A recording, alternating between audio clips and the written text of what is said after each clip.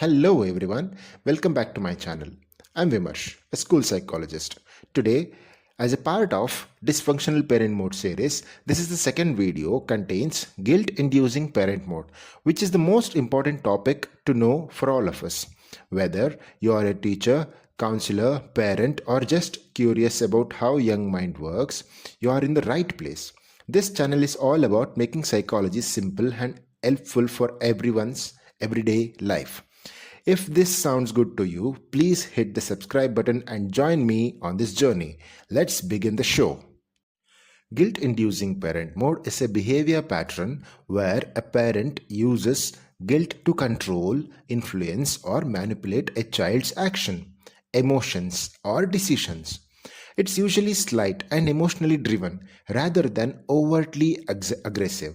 This mode is often learned and passed down through generations and can have lasting emotional effects on children.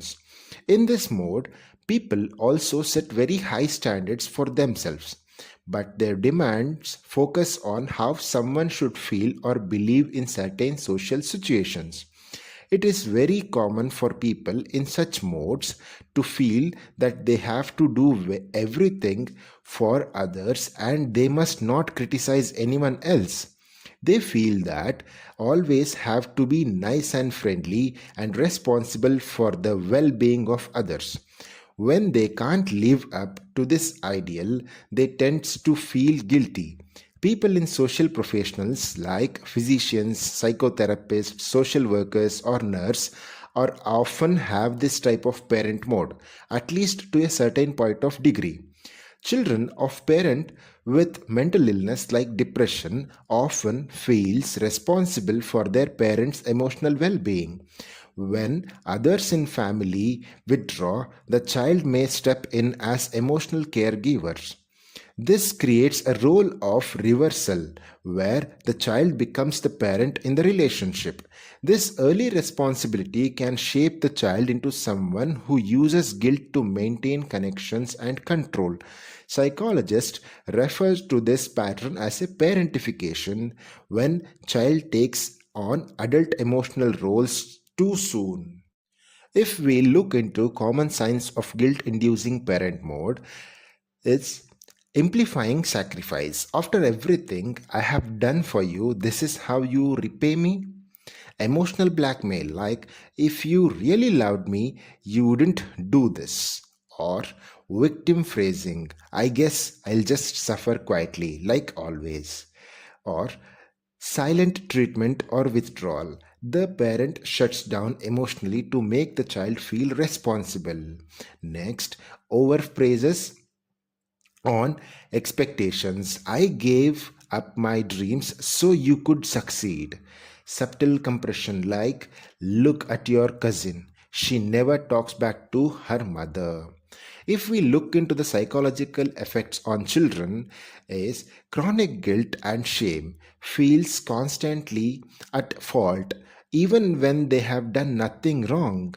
Next, people pleasing behavior, trying to avoid guilt by meeting others' expectation at the cost of their own needs. Next, low self-esteem, internalizing that their worth is conditional.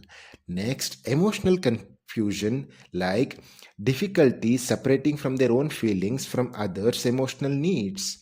If we look into the last one, poor boundaries, it is very important. Struggling to say no or asserts themselves in relationships. Now, let us look into the case story to understand more about guilt-inducing parenting style.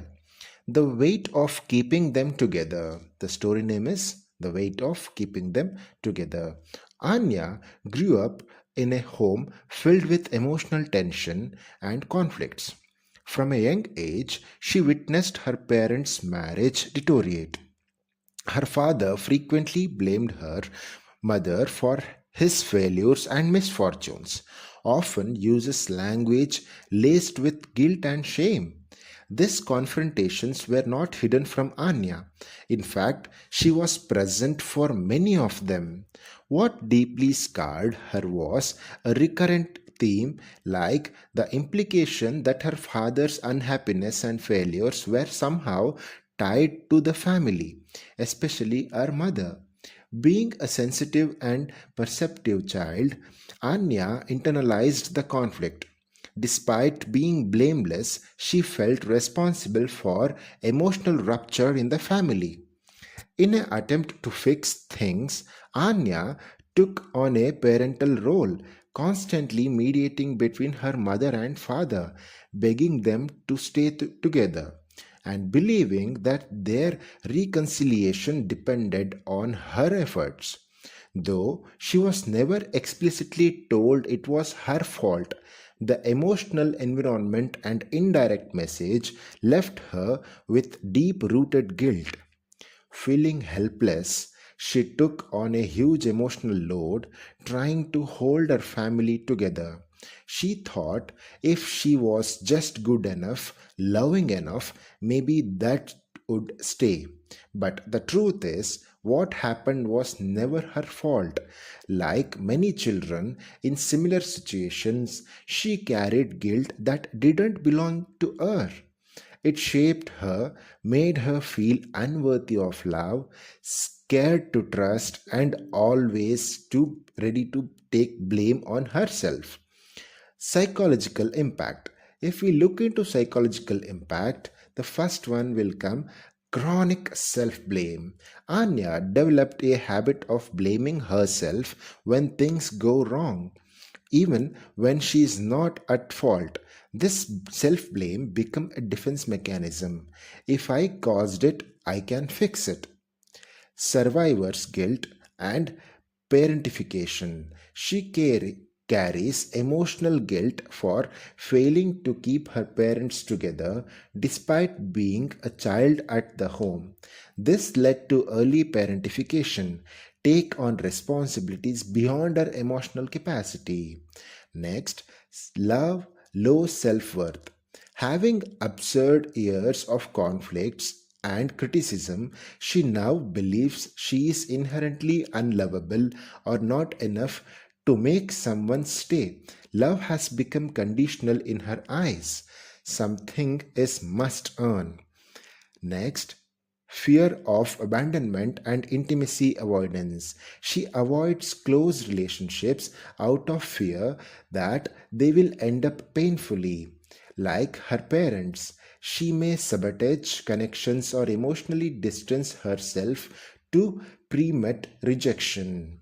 Next, trust issue. Having seen betrayal and blame in what should have been her safest relationship, Anyas find it hard to believe in the constancy or sincerity of others' love.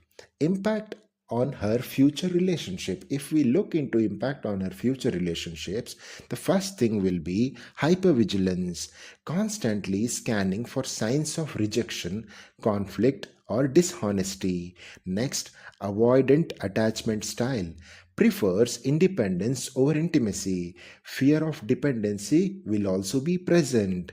Next, emotionally unavailability, may struggle to express needs or vulnerability. Next, self sabotaging patterns, might push away patterns show genuine care, unconsciously reinforcing her belief that she is unworthy of love. Next, caretake role, may overcompensate in relationship, giving too much, asking too little. A small message to all the parentified daughters in the world, to the part of you that still carries guilt for what happened in your family. Please hear this. This was never your fault or responsibility. You were a child, not the fixer of your parents' pain. The version of you that learned to blame herself, to stay quiet, to keep peace, that's not the real you. The real you is still there, underneath all that pain. She is kind, worthy, and capable of love, not because she keeps people together, but because she exists. You don't have to carry other people's hurt to be enough. You are already enough. Guilt inducing parent mode is not always intentional, but it can leave deep emotional scars, especially on children who grew up with emotional feeling responsible for others' happiness. Recognizing this pattern is the first step towards healing and healthier relationship, both with others and with ourselves. Thank you so much for watching and reflecting with me today. In the next video, we will explore another powerful schema mode, the punitive parent mode, which is all about harsh inner criticism and how it develops. Until then, take care of your inner child and remember, you're not the blame. You are the beginning of the change. Don't forget to like, share, and subscribe if this video helped you. See you in the next video. Thank you.